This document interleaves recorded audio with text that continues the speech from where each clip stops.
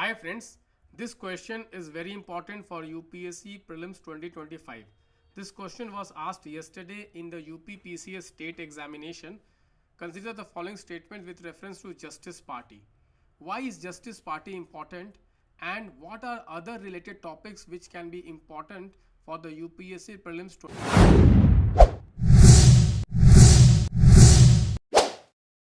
2025. So guys, this year this entire theme of non-Brahman movement or anti-Brahman movements are very important for the UPSC Prelims examination 2025. What is the reason for this? Guys, 2025 is the 100th anniversary of self-respect movement. Guys, self-respect movement is a very important reform movement which was started in the year 1925 by one of the most important social reformer, E.V. Ramaswamy Periyar. Okay, so this is very important. Periyar is one of the most significant personality as far as social reform movement is concerned. So guys, this theme of non-Brahman movement, which is important for the prelims examination, what do we have to prepare under this? So guys, we have to prepare the Justice Party because it was the first movement or first development. Okay, in 1916 we have to prepare Justice Party. Justice Party was asked in the UPPCS examination yesterday. Second thing which we need to prepare is the self-respect movement. Third thing is the Dravidian movement.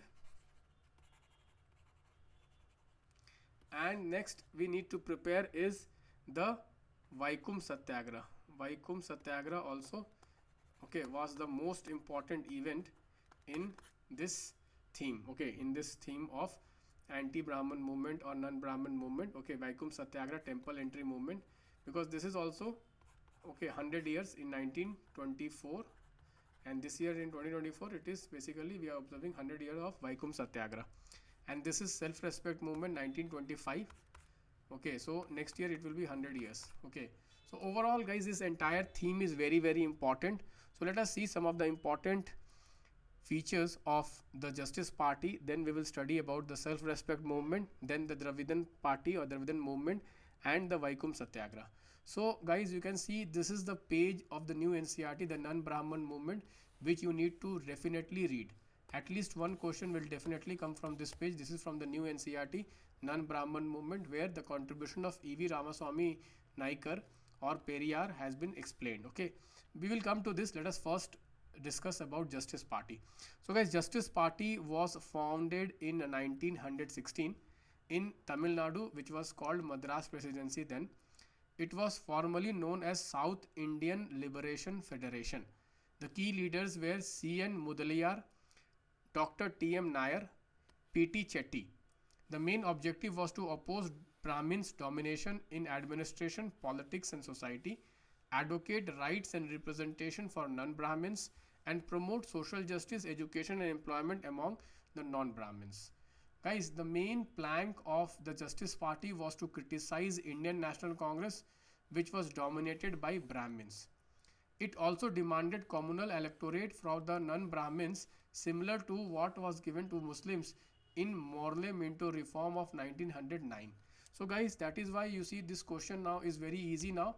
Anyone can solve this question. So the answer to this question will be what? The answer to this question will be both 1 and 2, because it claimed the same communal representation from non-Brahmins as the Morley Minto reforms, and Justice Party was opposed to Congress. Why? Because it thought that Congress is dominated by Brahmins. So both 1 and 2 is correct. Okay. Other developments about the Justice Party is, guys, that it promoted access to education for non-Brahmins.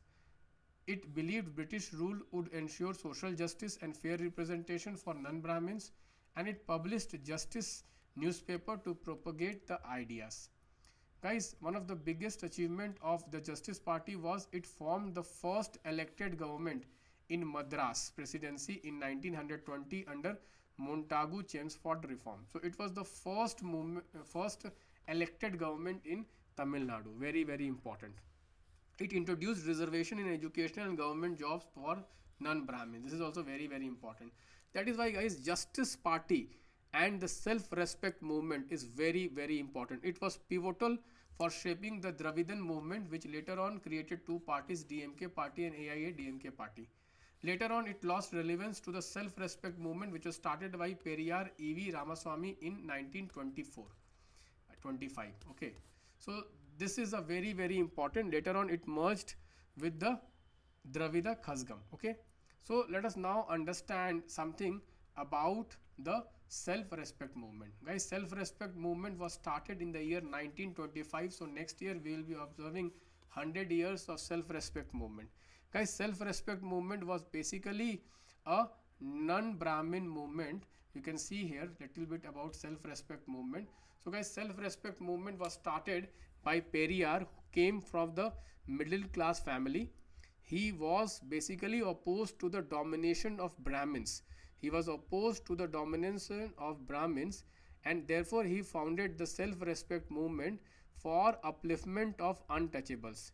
He argued that untouchables were the true upholders of original Tamil and Dravidian culture, which were subjugated by the Brahmins. He felt all the religious authorities saw social divisions and inequality as God-given.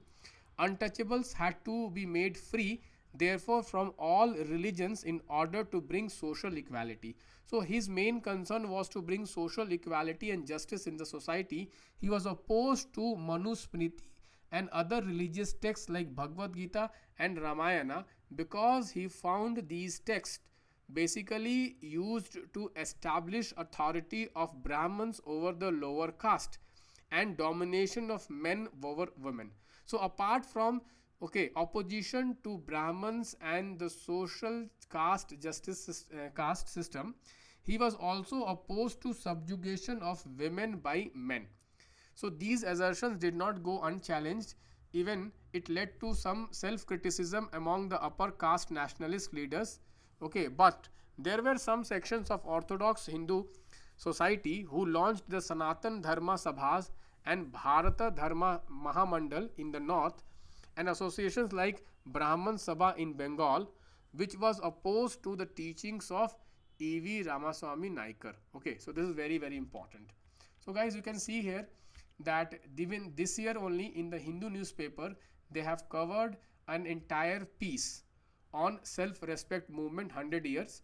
So guys, there was an important Tamil weekly called Kadi Arasu, because sometimes UPSC is asking about literature, books written by social reformers. Kadi Arasu in May, and Periyar's departure from the Indian National Congress in November. Okay, so Periyar initially joined Indian National Congress, later on he left the Indian National Congress, and he launched the first Tamil issue of Kudi Arasu in 1925. While the last mentioned event is commonly regarded as making of formal beginning of self-respect movement, Kadi Arasu, even in its early months, introduced new dynamic in erstwhile Madras presidency. So basically it was a social reform movement which opposed Brahminism. Okay, so this is a very, very important movement, guys. You need to prepare this. And the main leader was the E.V. Ramaswamy, Naikar, who is also called Periyar.